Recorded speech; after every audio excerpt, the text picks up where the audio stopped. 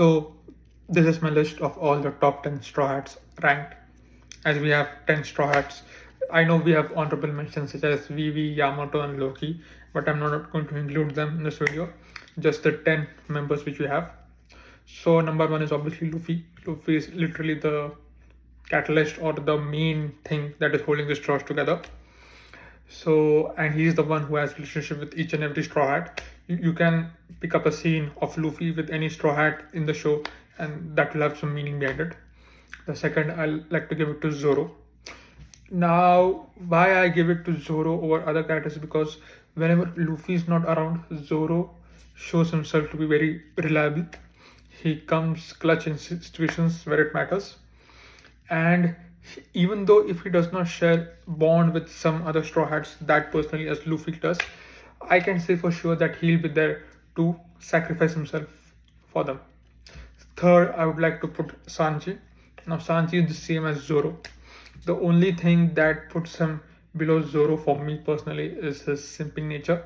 At times he might become weak when a female opponent is involved, so at that time it becomes tricky for him.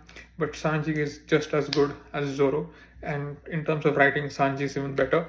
But the same part of him is a little bit weird, which does not sit right with me. That is why he's third. Now fourth over here for me is Robin.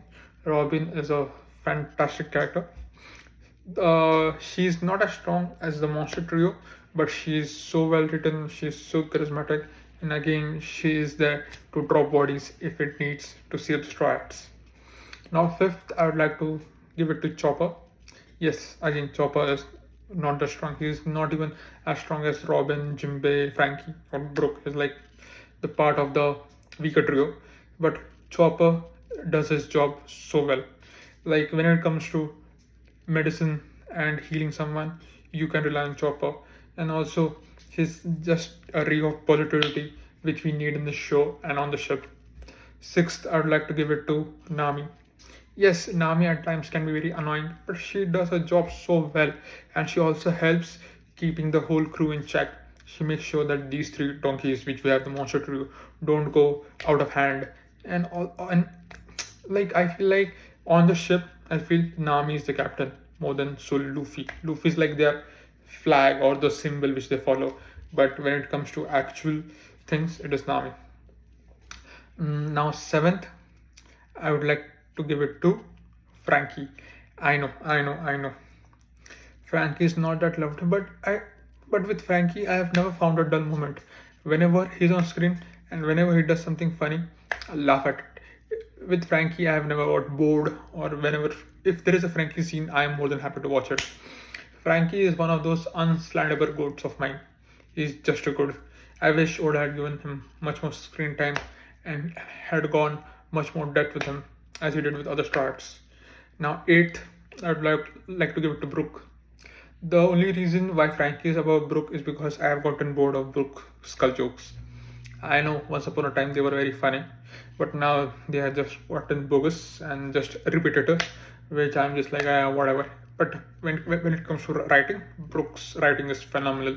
Like the way his character is written, and now we're about to get a second backstory, which is going to be even more brutal than his first. It seems like Brook is an amazing straw hat. He also comes clutch in situations like he has done Whole Cake Island and even at other places. And ninth is Jinbei.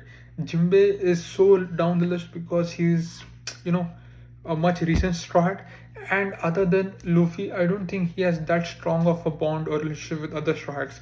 And maybe he has with Nami because of Whole Cake and with some other straw hats here and there, but not as strong as the other ones. Because and then again, they have been together for a lot of time compared to Jinbei.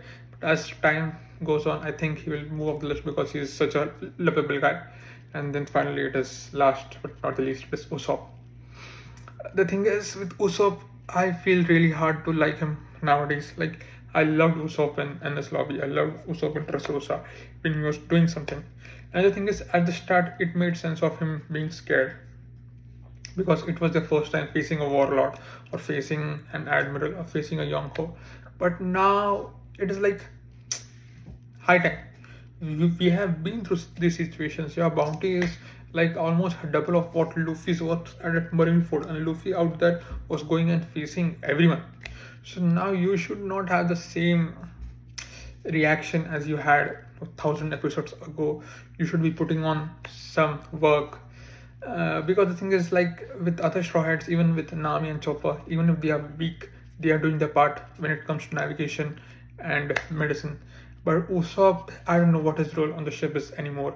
Like, he does not help in shipbuilding because now we have Frankie for that, and he, like, he is a sniper, right? So at least he should be not as good as his father, but at least some use. I don't remember the last time when Usopp's sniping skills were of any use to the Straw Hats, of any good use, other than shooting beans at random people. So I hope as the time goes on, Usopp becomes much more useful than he is now.